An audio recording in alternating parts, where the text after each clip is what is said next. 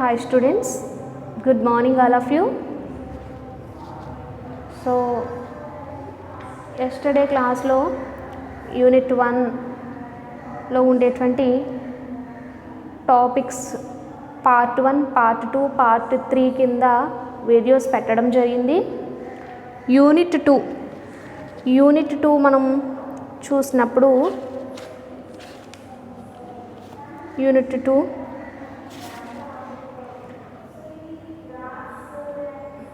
methods of fish preservation.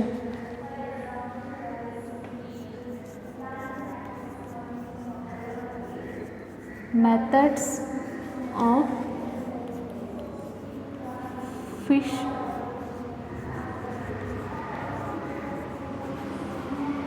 preservation.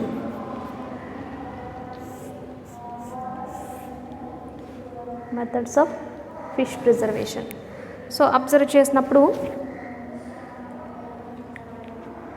Methods of fish preservation unit 2 అయితే ఏ methods fish preserve చేయడానికి ఏ methods use చేస్తారు అన్నది ఒకసారి మనం అబ్జర్వ్ చేసినట్లయితే so traditional methods of fish food preservation, modern methods of fish food preservation.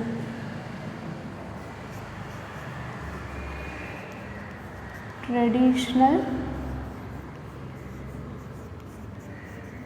methods of fish food preservation. Traditional methods of fish food preservation. So ఇక్కడ మనం traditional methods కనుక మనం చూసినట్లయితే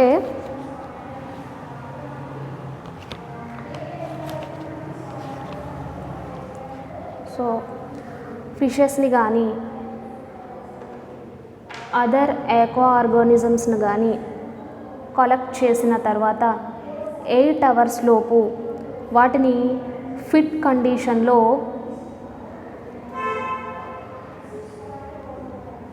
కండిషన్లో సైంటిఫిక్ మెథడ్స్ని యూజ్ చేసి వాటిని స్టోర్ చేయాలి. అలా స్టోర్ చేయకపోతే కనుక బ్యాక్టీరియా వల్ల అవి స్పాయిల్ అవ్వడం జరుగుతుంది.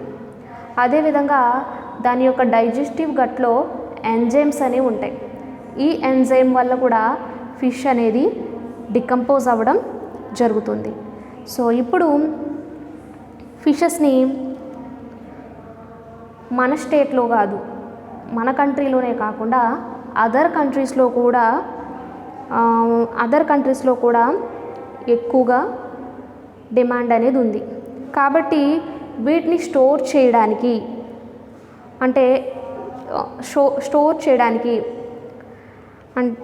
షార్ట్ స్పాన్ ఆఫ్ టైం, తక్కువ సమయం కనుక స్టోర్ చేయవలసి వచ్చినప్పుడు వాటిని ఏం చేస్తారంటే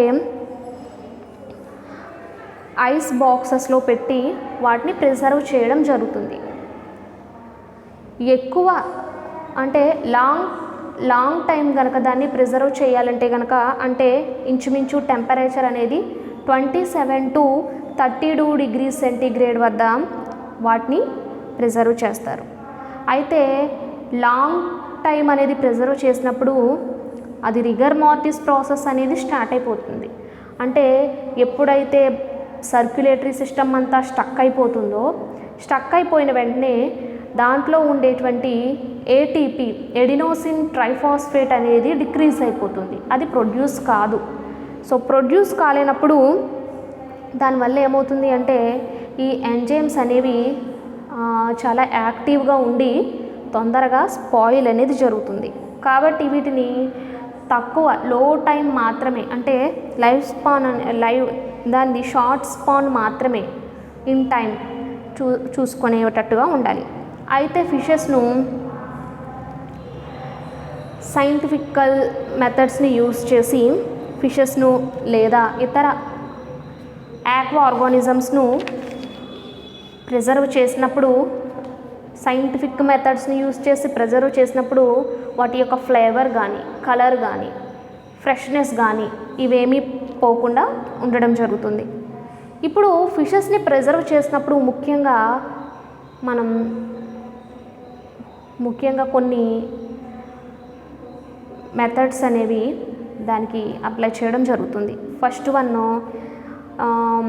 హెల్దీ ఫిషెస్, హెల్దీగా ఉండేటువంటి ఎన్విరాన్మెంట్లో ఎక్కడైతే కల్చర్ చేసామో ఆ ఫిషెస్ని, ఆ ప్రోడక్ట్ని తీసుకోవాలి. హెల్దీ ఎన్విరాన్మెంట్లో తీసుకుని తర్వాత వాటిని కూల్ వాటర్తో దాని యొక్క బాడీ సర్ఫేస్ అంతా క్లీన్ చేయాలి. అంటే మ్యూకస్ మెటీరియల్ కానీ, బ్లడ్ మెటీరియల్ కానీ, లేదా మైక్రో ఆర్గానిజమ్స్ కానీ, లేదా శాండ్, చిన్న చిన్న ఇసుక రేణువులు కానీ ఏవైనా బాడీ సర్ఫేస్ మీద ఉంటే ఇవన్నీ కూడా క్లీన్ చేసుకోవాలి. కూల్ వాటర్తో క్లీన్ చేసుకోవాలి. చేసుకున్న తర్వాత దాని యొక్క డైజెస్టివ్ గట్ అనేది కట్ చేయాలి. డైజెస్టివ్ గట్ అనేది కట్ చేసి కూల్ వాటర్తో క్లీన్ చేసి ఐస్ క్యూబ్స్ కూడా డైజెస్టివ్ గట్లో పెట్టడం జరుగుతుంది. సో ఇలా గట్ ఎప్పుడైతే తొలగిస్తామో ఎంజైమాటిక్ యాక్సిన్ ఆటోలైసిస్ అనేది ఆగిపోతుంది. సో ఇలా సైంటిఫిక్ మెథడ్స్ని యూజ్ చేసి స్టోర్ చేయడం వల్ల ఫిషెస్ అనేవి ఎక్కువ టైం అనేది స్టోర్ చేయడం అనేది జరుగుతుంది. ఇప్పుడు ట్రెడిషనల్ మెథడ్స్ని మనం ఒక్కసారి చూసినప్పుడు ఇందులో ట్రెడిషనల్ మెథడ్స్లో సో ఫస్ట్ వన్ ఏంటి అంటే sun drying.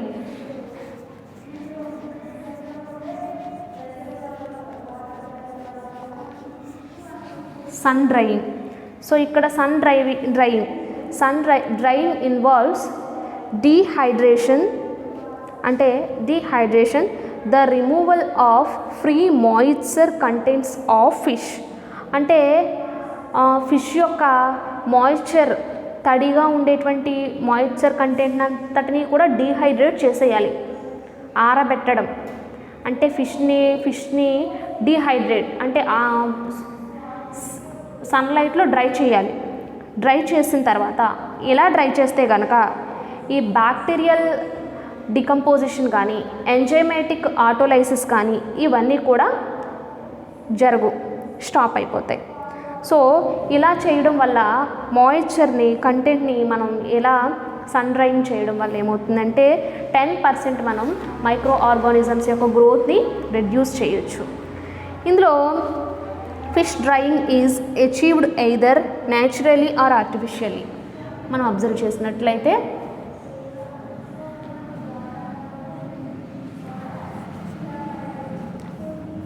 Fish drying is achieved either naturally or artificially. So చూసినప్పుడు ఇక్కడ సెకండ్ వన్ డ్రైయింగ్. సో డ్రైయింగ్ని న్యాచురల్గా ఆర్టిఫిషియల్గా కనుక చూసినట్లయితే సో న్యాచురల్ అండ్ ఈ డ్రైయింగ్లో మరలా రెండు ఉన్నాయి. న్యాచురల్ డ్రైయింగ్,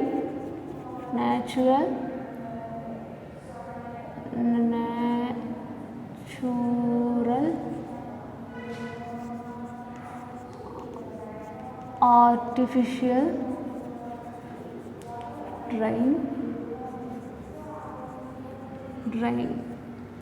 న్యాచురల్ డ్రైయింగ్ కనుక మనం అబ్జర్వ్ చేసినప్పుడు సన్షైన్ అంటే ఎండలో, అంటే ఆ ఎన్విరాన్మెంట్ అంతా కూడా ఫస్ట్ ఆఫ్ ఆల్ కలెక్ట్ చేసినటువంటి ఫిషెస్ను హెల్తీ ఎన్విరాన్మెంట్లో ఎండలో వాటిని డ్రై చేయడం జరుగుతుంది. సో అది అక్కడ తీసుకునేటువంటి స్పేస్ కూడా ఫ్లాట్గా ఉండేటట్టుగా చూసుకుని వాటిని ఎండలో ఆరబెట్టడం జరుగుతుంది. Artificial drying. సో ఇక్కడ ఏమవుతుంది అంటే ఆర్టిఫిషియల్ డ్రైయింగ్లో ఏమవుతుంది అంటే కిల్డ్ ఫిషెస్, ఏవైతే చనిపోయినటువంటి ఫిషెస్ ఉన్నాయో వాటి యొక్క డైజెస్టివ్ గట్ని రిమూవ్ చేయాలి, లేదా హెడ్స్ని రిమూవ్ చేయాలి.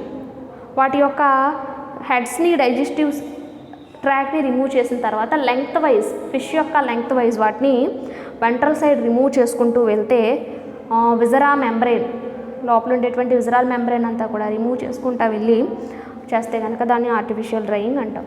సో నెక్స్ట్ వన్, ఇవన్నీ కూడా traditional methods. So next one salting. Next one salting.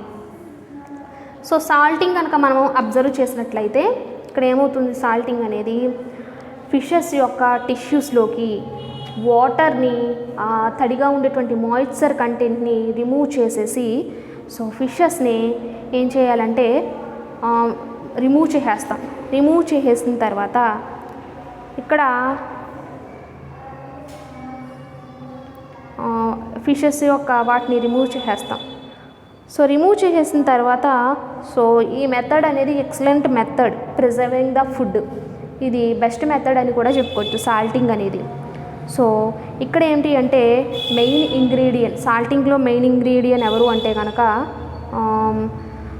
సాల్టింగ్లో main ingredient ఎవరు అంటే కనుక హై సెలైన్ కంటెంట్ అనేది ఉండేటట్టుగా చూసుకుంటూ ఉండాలి.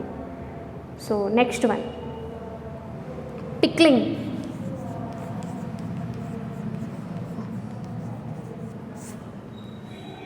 పిక్కలింగ్. Pickling. So it is the one of the oldest method, most common form, traditional method, ఫుడ్ని ప్రిజర్వ్ చేసేటువంటి ఓల్డెస్ట్ మెథడ్ అనమాట. సో ఇంగ్రీడియంట్స్ యొక్క కాస్ట్ కూడా చాలా లోగా ఉంటుంది పిక్లింగ్ చేసేటప్పుడు. పికిల్స్ పడతాం కదా, సో ఆల్రెడీ మనం కొన్ని పికిల్స్ పడతాం. సో పిక్లింగ్, ఫిష్ పిక్లింగ్ మనం చూసినట్లయితే లో ఇంగ్రీడియంట్స్ అనేవి కావాలి. సో లో ఇంగ్రీడియంట్స్ అనేవి కాస్ట్ అనేది తక్కువ అవ్వడం వల్ల ఈ పిక్లింగ్ అనేది లో కాస్ట్తో ఉంటుందన్నమాట. So next one pickling in vinegar. Fourth one pickling in vinegar.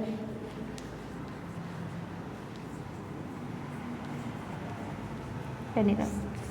So ఇక్కడ ఏమవుతుంది అంటే ఈ వెనిగర్ అనేది fermented food product. Fermented food product. ఇక్కడ ఎస్టిక్ యాసిడ్ని కూడా యూజ్ చేయడం జరుగుతుంది. సో ఈ వెనిగర్ని యూజ్ చేసి అంటే మనం కొన్ని ప్రొడక్ట్స్ని తయారు చేసినప్పుడు వెనిగర్ని యూజ్ చేస్తాం కదా. సో ఈ పిక్లింగ్ పట్టేటప్పుడు, ఫిష్ పిక్లింగ్ పట్టేటప్పుడు కూడా వెనిగర్ని యూజ్ చేయడం జరుగుతుంది. తర్వాత fifth one fermentation.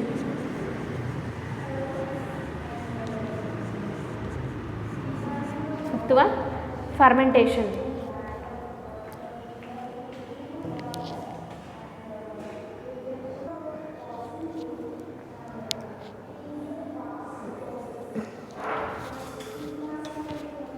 So next one fermentation. So fermentation అంటే తెలుసు కదా మనకు ఆల్రెడీ. ఫర్మెంటేషన్ అనేది it is used as a means of preserve food ప్రిజర్వేషన్లో ఫర్మెంటేషన్ కూడా అనేది ఒక ప్రాసెస్. అయితే కొన్ని ఎగ్జాంపుల్స్ చూసినట్లయితే pickles, butter milk, chutneys, dry curd sausages, cottage, cheese, curds, next condiments, ఇలాంటి కొన్ని ఎగ్జాంపుల్స్ని మనం అబ్జర్వ్ చేసినట్లయితే ఫర్మెంటేషన్ ప్రాసెస్లో కొన్ని ఎగ్జాంపుల్స్ చూడొచ్చు. కానీ this process as such is not suitable for fishery industry. ఈ ప్రాసెస్ అనేది ఫిషరీస్ యొక్క ఇండస్ట్రీలో అనేది ఈ ఫర్మెంటేషన్ ప్రాసెస్ అనేది అంతగా సూటబుల్ కాదు. So it is not suitable for long term storage. ఇది ఎక్కువ టైం స్టోరేజ్ చేయడానికి కూడా సూటబుల్గా ఉండదు. Next one sixth one smoking. Next one smoking. Smoking కనుక మనం అబ్జర్వ్ చేసినప్పుడు స్మోకింగ్. సో ఈ ఫిషెస్ను ఈ ప్రాసెస్లో ఫిషెస్ను స్టోర్ చేస్తారు. స్టోర్ చేసి ఫిషెస్ను డ్రై చేస్తారు. డ్రై చేసిన తర్వాత డ్రై చేసి స్టోర్ చేయడం ద్వారా ఈ ప్రాసెస్లో ఏంటంటే ఫిష్కి మంచి ఫ్లేవరు, నెక్స్ట్ టేస్ట్ అనేది కూడా చాలా ఉండడం జరుగుతుంది. సో ఫస్ట్ వన్ ఫిషెస్ని కలెక్ట్ చేసినటువంటి ఫిషెస్ను సాల్ట్ వాటర్లో వేస్తారు. సాల్ట్ వాటర్లో వేసి వాటిని ఒక స్టాండ్లో ఉండేటువంటి వాటికి వేలాడి తీయడం జరుగుతుంది. తీసిన తర్వాత వాటిపైన ఇందులో మరలా 2 రకాలు ఉంటాయి smoking, hot smoking and hot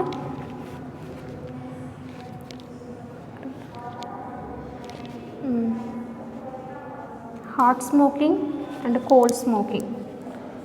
hot smoking and cold smoking అంటే ఈ స్మోకింగ్లో ఫిషెస్ని సాల్ట్ వాటర్లో వేసి తర్వాత ఒక స్టాండ్ లాంటి వాటిని వేలాడి తీయడం జరుగుతుంది. తర్వాత వాటిని కోల్డ్ ఈ పొగ ద్వారా కానీ హాట్ వీటి ద్వారా కానీ వాటిని ఏమవుతుంది అంటే కోల్డ్ స్మోకింగ్ కానీ హాట్ స్మోకింగ్ దగ్గర కానీ వాటిని పెట్టినప్పుడు ఆ ఫిషెస్కి ఆవిరి తగిలినట్టుగా పెట్టడం వల్ల ఏమవుతుంది అంటే వాటిని పొగ చూరించడం అంటారు. సో ఇందులో ఏంటంటే ఈ పొగ చూరించడంలో ఫార్మాల్డిహైడ్ ఆమ్లం, ఫెనాలిక్ యాసిడ్, ఫార్మాల్డిహైడ్ యాసిడ్ ఇలాంటి వాటిని కూడా కెమికల్స్ని యూజ్ చేయడం జరుగుతుంది.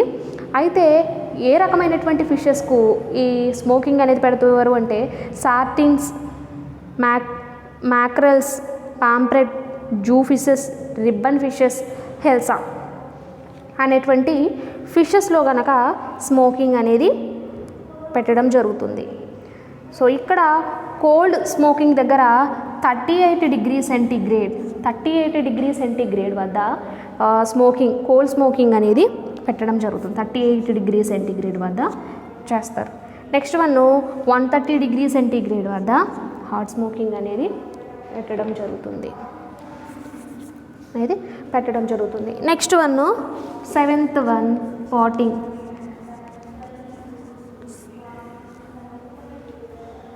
సో